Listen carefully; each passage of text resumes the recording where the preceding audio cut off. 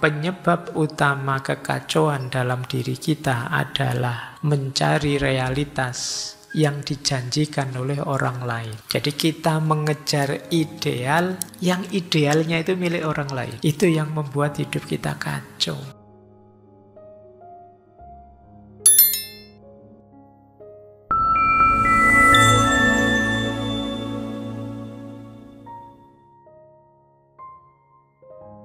Assalamualaikum warahmatullahi wabarakatuh. Bismillah, mari kita mulai lagi. Kita lanjut lagi ngaji filsafat kita. Lanjut. Kalau saya rangkum dari buku Freedom from the Known, caranya untuk bebas bagaimana secara umum, ini secara umum dulu ya, nanti kita lanjutkan detailnya. Kita harus melakukan 6 hal. Yang pertama, ini di semua tokoh pasti ada yang ini, self-awareness, kesadaran diri, pengenalan diri. Kamu harus tahu siapa dirimu, apa tipemu, orang yang bagaimana kamu, sehingga kamu tidak asal memasukkan segala pengetahuan dalam dirimu. Pengenalan diri ini mutlak, jadi kunci. Makanya teman-teman jangan eman-eman waktu untuk mengenali diri kita. Mengenali diri kita itu proses yang terus-menerus, tidak ada akhirnya, karena kita juga dinamis. Dulu saya bagaimana, sekarang saya bagaimana, harus dikenali terus-menerus. Dulu sebelum punya pacar bagaimana, sekarang setelah diputus bagaimana, pasti berubah. Dulu masih SMA bagaimana, sekarang sudah kuliah bagaimana, pasti berubah. Disitulah pentingnya kita kenali diri terus-menerus. Kalau tidak percaya, kamu lihat foto lama, video lama, atau buku agenda lamamu. Coba kamu buka hari ini, kamu mesti ketawa-ketawa, kamu mesti mungkin ada malunya, ada cringe-nya, ada kok gini ya saya, kok gitu ya saya. Pasti kenapa? Sekarang kamu sudah berubah, kamu bukan yang dulu lagi. Tulisan yang kamu anggap, wah ini puisi saya indah sekali ya, begitu kamu baca sekarang, ada saya kok nulis kayak gini ya dulu. Kenapa? Kamu berubah sekarang. Itulah pentingnya kita kenali diri terus-menerus. Kalau sudah, langkah kedua adalah langkah mengenali pengkondisian-pengkondisian di sekeliling kita. Ya termasuk ngaji filsafat malam hari ini itu. Bukan berarti jangan ngaji, tapi jangan sampai kamu dikendalikan sebegitunya. Kamu harus memutuskan sendiri, kamu harus memfilter sendiri, kamu harus menata sendiri pilihan-pilihanmu. Ya dulu kamu kecil dikondisikan terus oleh orang tuamu, masyarakatmu, lingkunganmu. Sekarang kamu sudah dewasa, bisa memutuskan sendiri, berpikir sendiri. Maka langkah kedua adalah kritis, mengenali pengkondisian-pengkondisian yang terjadi di sekeliling kita. Kemudian yang ketiga, menghindari atau melepaskan keterikatan. Di keterikatan itu sesuatu atau seseorang yang kita merasa tidak bisa lepas darinya, bahkan hidup kita gantungkan sepenuhnya padanya atau pada sesuatu itu. Itu namanya keterikatan. Jadi lepaskan itu semua. Keterikatan itu bukan berarti kalau begitu tidak berhubungan dengan orang lain, ya tetap berhubungan, tapi berhubungan yang kreatif, produktif, bukan hubungan yang jenisnya ketergantungan. Ada dirimu bisa membantu aku, alhamdulillah, yuk kita kerjasama biar pekerjaan cepat selesai. Tapi tidak ada dirimu pun aku sanggup menyelesaikannya. Ini mandiri namanya. Jadi kalau tidak ada kamu masih ada yang lain kok, ngapain terlalu terikat ke kamu. Itu juga namanya mandiri. Jadi tidak terikat pada satu orang, satu lembaga, sesuatu atau apapun. Ini kuncinya untuk freedom from the known. Karena keterikatan itu akan jadi beban yang paling berat di kepalamu. Kalau sudah yang keempat, mari latihan. Ini sering kita pakai istilah mindful. Kita pahami, kita perhatikan, kita serap, tapi tanpa menghakimi. Ini latihan menikmati momen. Yang sering jadi masalah itu kan penghakimannya. Jadi penghakiman itu contohnya gini. Ternyata yang dapat jatah minuman hanya 100 gelas toh misalnya. Kalau bisa kalian titik di situ. Di ngaji filsafat itu hanya 100 gelas yang hadir, yang dapat minuman, sisanya tidak kebagian. Titik di situ. Yang sering jadi masalah apa? Penghakimannya. Penghakiman itu bisa, dasar takmirnya, tidak tahu situasi. Itu penghakiman sudah. Itu dari kamu sudah. Itu biasanya dasarnya the known tadi. Ya memang harus tahu diri lah, wong yo gratis aja ke sini, masa harus disediain semuanya. Ini penghakiman sudah. Ini judgment-nya. Yang sering membuat hidupmu tidak tenang itu judgment ini. Bukan faktanya. Fakta bahwa kamu tidak lulus-lulus kuliah, itu titik. Selesai. Tapi begitu kamu lanjutkan dengan penghakiman, masalah besar muncul. Semester berapa mas? Semester 14. Oh semester 14. Selesaikan itu dok. Tapi begitu kemana saja selama ini? Ngapain? Itu penghakiman sudah.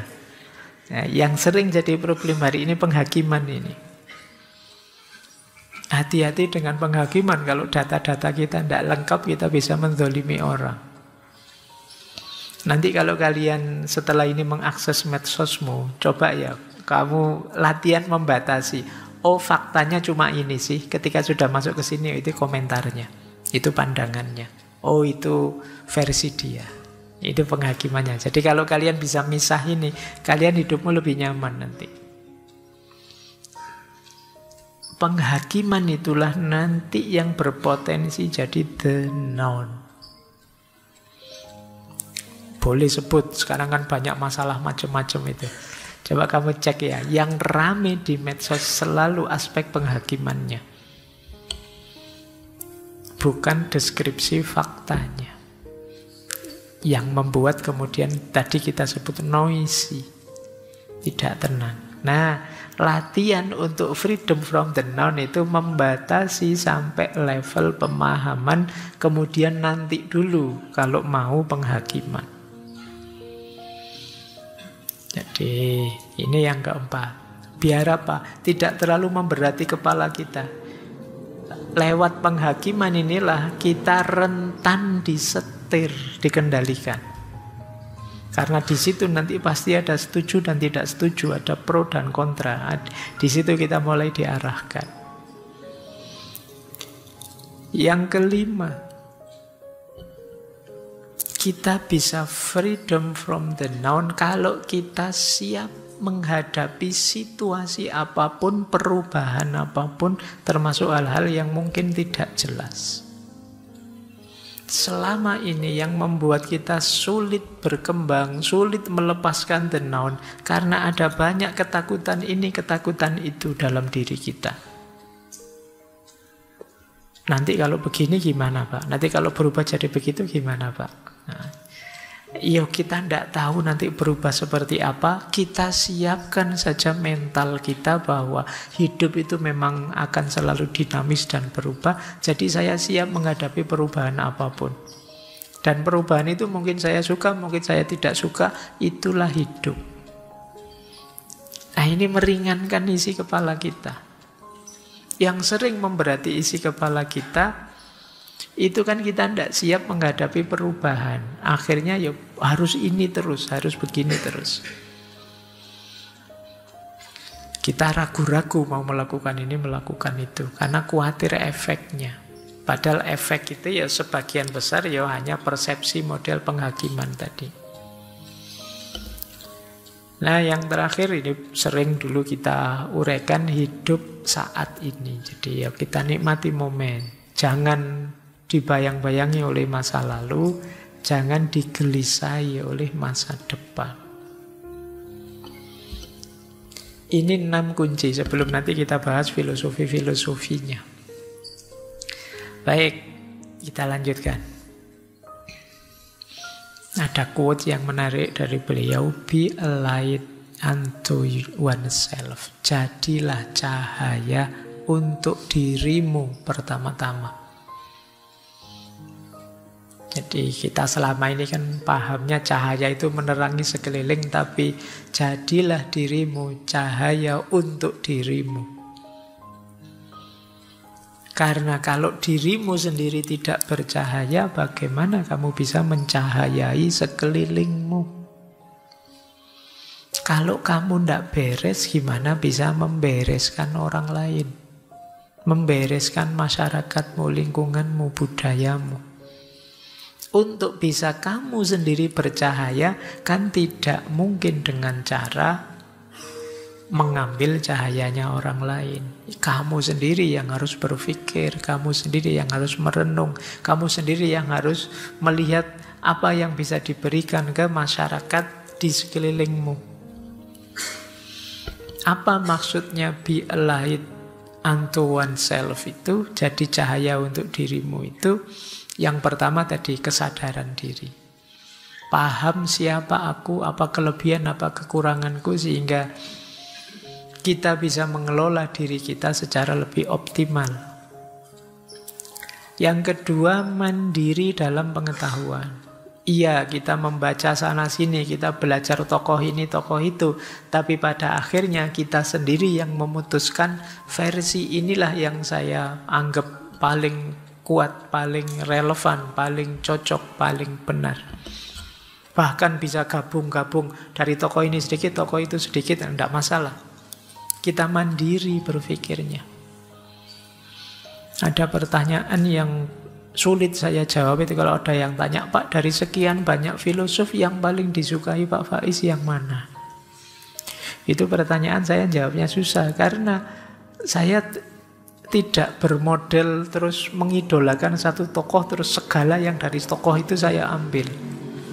Saya sering modelnya agak eklektik. Oh, kalau dari tokoh ini saya suka ininya, kalau dari tokoh itu saya suka itunya. Saya lebih begitu. Jadi tidak ada satu filosof yang saya idealkan sedemikian rupa terus mati-matian saya memfollow dia, tidak begitu. Jadi rumusan eklektik ini kan berarti saya milihnya sesuai kepentinganku, sesuai sudut pandangku.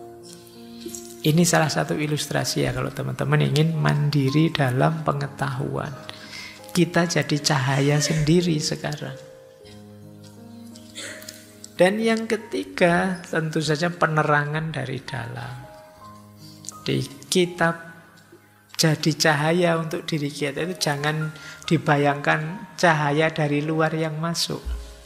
Kita sudah cahaya sebelumnya, tinggal kita buka diri kita jernihkan pikiran kita bersihkan hati kita, maka kita sudah cahaya.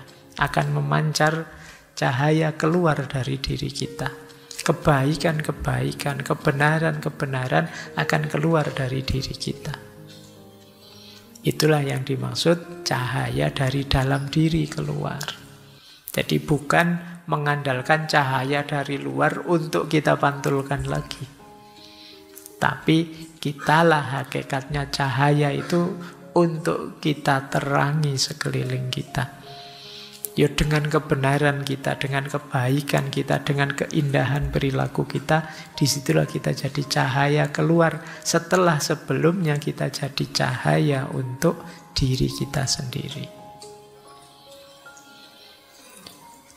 Baik, Kita lanjutkan.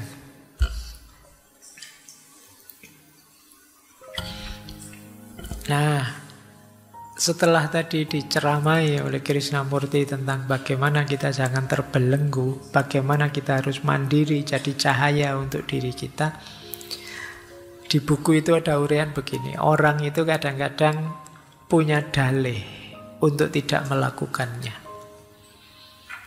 Yang paling banyak dalih itu yang pertama, aku tidak mau berubah. Orang yang tidak mau berubah ini biasanya orang yang terjamin hidupnya enak dengan situasi sekarang. Orang yang menemukan pleasure dengan situasi sekarang. Sudah mas sampean itu terbelenggu loh, sampean itu dijajah loh, ndak apa-apa enak kok. Ya kalau sudah kayak gini ya dia akan mau berubah sudah. Saya nyaman kok Pak dengan yang seperti ini. Ya sudah. Jadi ini akan jadi hambatan. Cara berpikir bahwa baik-baik saja kok Pak semuanya, padahal tidak baik-baik saja. Nah ini problem pertama. Ada problem kedua.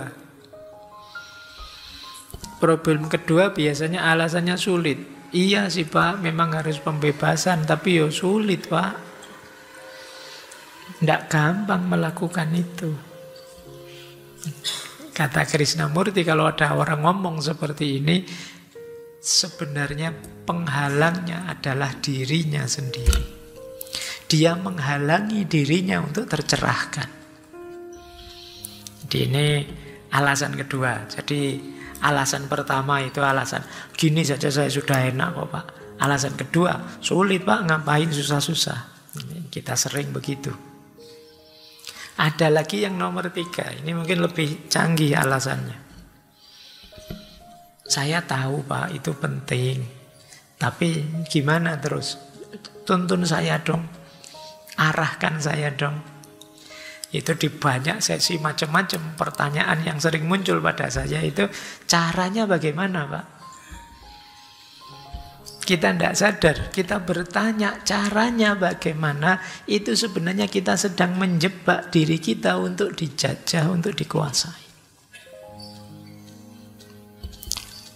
Level tertinggi hubungan dengan sesama itu cinta. Terus pasti muncul pertanyaan, gimana Pak cara mencintai yang baik ya Pak? Itu cara.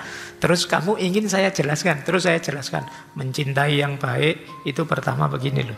Kedua begini loh. Dan kamu terima terus kamu jalankan. Itu kamu tidak sadar, kamu sedang membelenggu dirimu sendiri. Ya kamu tetap harus berpikir dong. Untuk konteks hidupku seperti ini Pak, mencintai yang ideal itu. Situasi saya karena seperti ini. Tapi banyak orang memasrahkan dirinya untuk dibelenggu. Iya Pak, saya tahu itu penting. Terus apa yang harus saya lakukan? Nah ini kamu sedang menyerahkan dirimu untuk dijajah. Makanya Krishnamurti bilang, bila aku cukup tolol untuk memberikanmu sebuah sistem, dan bila engkau cukup tolol untuk menganutnya, maka yang akan engkau lakukan hanyalah meniru, mencontoh, menyesuaikan diri, menerima. Dan bila engkau berbuat demikian, engkau telah menanamkan otoritas orang lain dalam dirimu. Sehingga terjadi pertentangan antara engkau dan otoritas itu. Jadi ini kita selama ini banyak bermain di sini. Ada yang tidak mau berubah karena sudah nyaman. Ada yang alasannya sukar. Ada yang pasif. Pasrah saja, ingin dituntun saja. Menyerahkan dirinya untuk dijajah. Inilah penghalang dari freedom from the now. Diri kita. Wong ini perjuangan memang melawan diri kita. Jangan dikira kenyamanan itu, kalau yang pertama ya, itu adalah simbol baik-baik saja. Karena nyaman tidak nyaman itu kalau manusia ya tergantung dinamika dirinya, kemudian pembiasaan yang dia lakukan. Orang yang biasa nyopet Ya nyopet itu ya nyaman-nyaman saja bagi dia. Orang yang biasa korupsi, dengan korupsi dia nyaman-nyaman saja, toh ya hidupnya enak. Jadi kalau sekedar nyaman, koruptor-koruptor yang belum tertangkap itu sekarang hidupnya nyaman sekali, enak. Dia tidak akan mau berubah. Maka kenyamanan tidak bisa jadi standar bahwa hidup kita sedang baik-baik saja. Baik, kita lanjutkan. Nah, ini yang melanjutkan tadi ya. Kata beliau, seseorang yang berkata, saya ingin berubah, beritahu saya caranya, tampaknya sangat sungguh-sungguh, sangat serius, tapi sebenarnya tidak. Dia menginginkan otoritas yang diharapkannya akan membawa ketertiban dalam dirinya. Tetapi dapatkah otoritas membawa ketertiban ke dalam? Ketertiban yang dipaksakan dari luar pasti akan selalu menimbulkan kekacauan. Penyebab utama kekacauan dalam diri kita adalah mencari realitas yang dijanjikan oleh orang lain. Jadi kita mengejar ideal, yang idealnya itu milik orang lain, yang dijanjikan oleh orang lain. Itu yang membuat hidup kita kacau. Kenapa? Tidak selalu ideal di orang lain itu cocok untuk kita. Orang lain ini pekerja keras, tiap hari dia kerja mulai pagi sampai sore, maka dia mengidealkan hidup plus istirahat. Bagi dia enaknya hidup itu ya sekali-sekali ada istirahatnya. Terus kita dengar idealismenya, wah berarti hidup itu harus istirahat ya. Terus kamu ambil ideologi itu, padahal kamu selama ini hanya rebahan saja. Kamu ndak ngapa-ngapain, tiap hari ya kelesetan, lesehan, ndak ngapa-ngapain. Lo kamu ambil ideologi istirahat tadi, tambah kacau hidupmu, gitu loh. Ideal di dia ndak selalu ideal di kita. Dalam hal apapun. Makanya kata beliau, ya perbuatan yang mengacaukan diri kita itu kita menggunakan ideal untuk orang lain, kita pakai untuk hidup kita. Kita tidak mau membaca dulu aku ini sedang apa, dalam posisi apa, untuk situasi apa. Tidak selalu yang bagus untuk orang lain itu bagus untuk kita. Nah, kita kan sering begitu, nonton artis bagus ya pakai baju begitu, besok kamu cari-cari beli baju begitu. Begitu dipakai, kok kebalikannya, kelihatannya jadi tidak sama. Kalau dipakai artisnya kok bagus, saya yang pakai kok kacau malah jadi. Ya karena dia beda dengan dirimu. Itulah. Baik, saya punya teman itu yang zaman mahasiswa, dia pingin sekali punya brewokan, punya jenggot banyak itu. Nah, satu ketika dia beli obat itu, tapi begitu tebal sekali brewokannya, dia malah takut sendiri. Ternyata tidak sama ya, saya lihat di film-film Jiano itu bagus ya, kok saya yang pakai tidak bagus ya. Ya kamu belum mengukur dirimu sendiri dulu sebelum menerapkan yang dipakai orang lain. Jadi memang beda kita dan dia. Itulah yang selama ini sering kita lakukan. Itu masih mending orangnya sadar tidak cocok. Kadang-kadang kita itu ikut orang lain, sudah tidak cocok, tapi kita tidak sadar.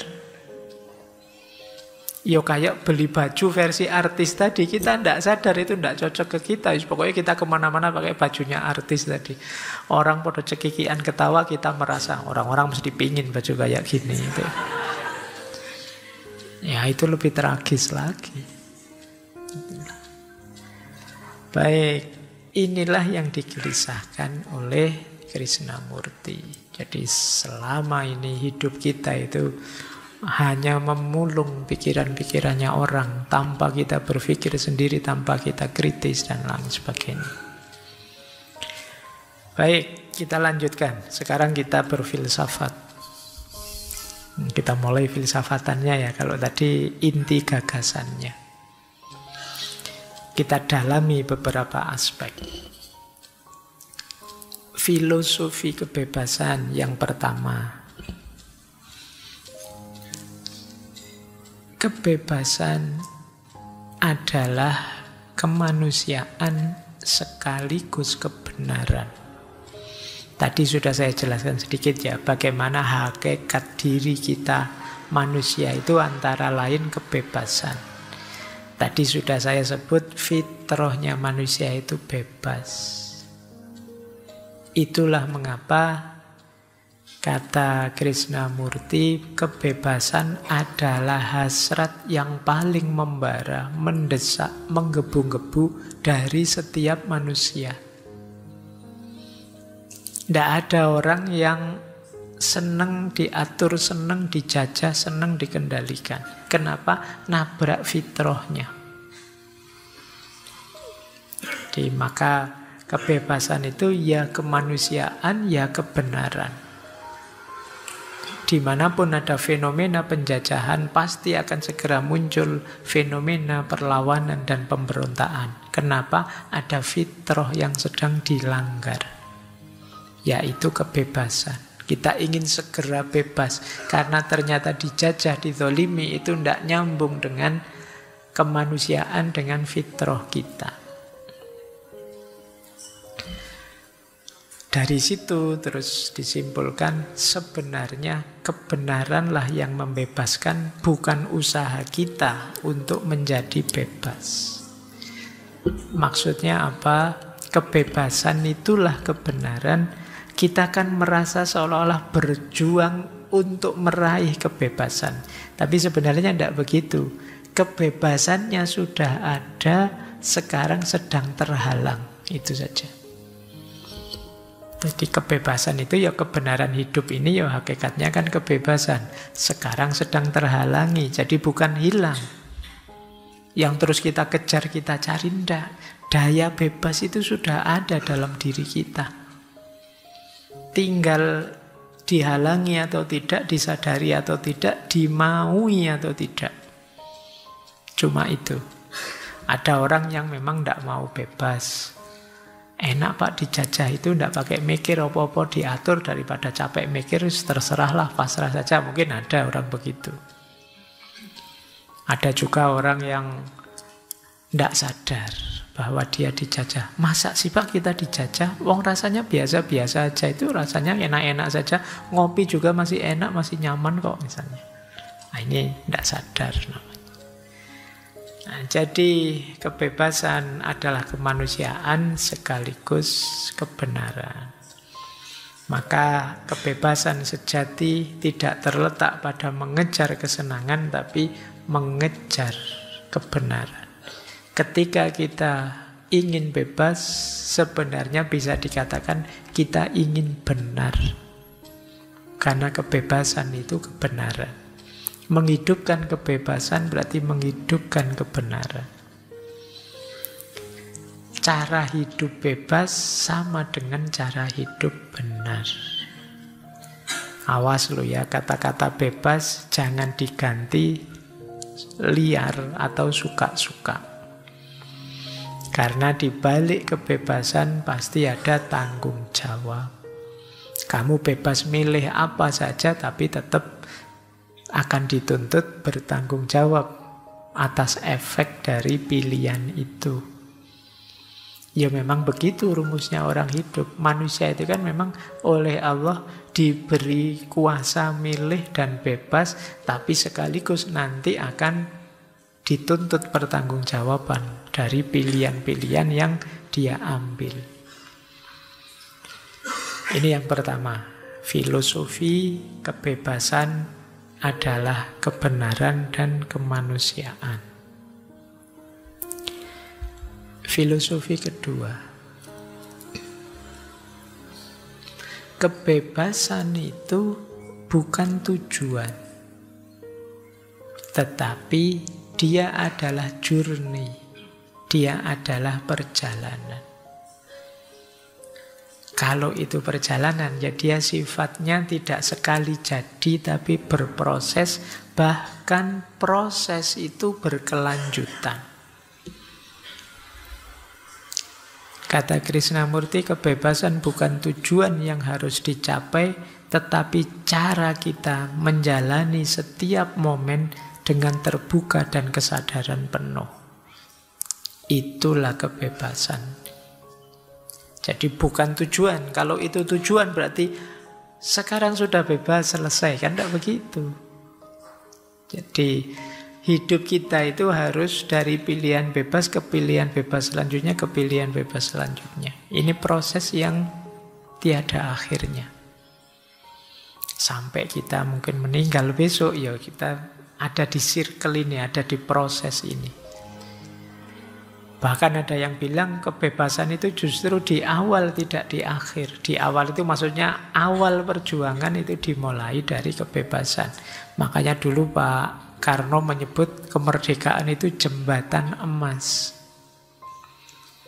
Kenapa disebut emas? Karena sangat berharga sekali. Kalau tidak ada kebebasan kita tidak bisa ngapa-ngapain. Tapi bagaimanapun dia hanya jembatan. Kalau kita tidak melewatinya untuk meningkatkan kualitas diri, membangun dan lain sebagainya, tidak ada gunanya kebebasan itu. Jadi makanya ayo kita bebas, tapi kebebasan yang bertanggung jawab, dan kebebasan itu bukan tujuan tetapi proses yang terus menerus. Seperti tadi loh, kadang-kadang ada yang ingin merampok hidup kita, mengendalikan hidup kita. Itu kan tidak sekali momen, tapi di setiap momen. Maka kesadaran kita harus continue terus menerus. Kita harus senantiasa menyadari diri kita. Jadi setiap momen, ini maksudnya gimana sih? Saya harus bagaimana sih? Tanggapanku pasnya gimana sih? Nah, kita harus berani begitu. Kalau di Krishnamurti bahkan ada anjuran kita harus mau sering-sering agak mengambil jarak dari diri kita sendiri. Kalau istilahnya dulu Ki Ageng Surya Mentaram itu merui gagasane dhewe. Mengetahui pikirannya sendiri. Jadi semacam kita mengambil jarak keluar dari diri kita, terus mengawasi, oh ini toh saya yang sedang berpikir, ini toh saya yang sakarepe dhewe, oh ini toh saya. Itu namanya mengambil jarak. Ki Ageng Surya Mentaram itu menyadari ini itu ketika beliau satu ketika hampir tewas tenggelam. Jadi beliau ini satu ketika kena arusnya air terus megap-megap. Dari situ beliau merasa seolah-olah melihat dirinya sendiri. Oh itu toh aku yang megap-megap itu, yang selama ini berpikir macam-macam, yang selama ini ingin keluar dari istana itu. Dia merasa bisa mengambil jarak dari dirinya. Itu kalau ilmu kanuragan itu ada istilah apa, ngerogo sukmo, jadi keluar. Tapi bukan itu maksudnya ya. Jadi mengambil jarak itu kita mengkritisi diri kita sendiri secara objektif. Karena kadang-kadang kita itu kalau tidak terlalu keras pada diri kita, kadang-kadang terlalu permisif, terlalu membolehkan, dengan cara mencari alasan-alasan. Maka penting kita objektif mengambil jarak. Ternyata saya itu cerewet ya, ternyata saya itu baper ya, ternyata saya itu kalau ngomong nyelekit ya. Itu kita bisa tahu itu kalau kita mengambil jarak. Kalau kita masih melekat dengan diri kita, biasanya kita tidak sadar mana titik-titik kurang, titik-titik lemah kita. Untuk sadar, untuk paham, harus mengambil jarak. Saya tahu kalian ini cakepnya luar biasa, yang ini cakep biasa, yang ini tidak cakep, itu kan ada jarak. Kalau tidak ada jarak, sulit saya milih mana yang lebih cakep, mana yang tidak cakep. Bahkan warna saja, apakah ini krem atau putih, itu kalau saya nempel tembok wajah saya, tidak bisa membedakan. Bisa saya bedakan kalau mengambil jarak. Nah, itu gunanya. Kebebasan sebagai proses yang berkelanjutan, mari kita sadari terus-menerus, kita refleksi, kita evaluasi antara lain dengan mengambil jarak dari diri kita.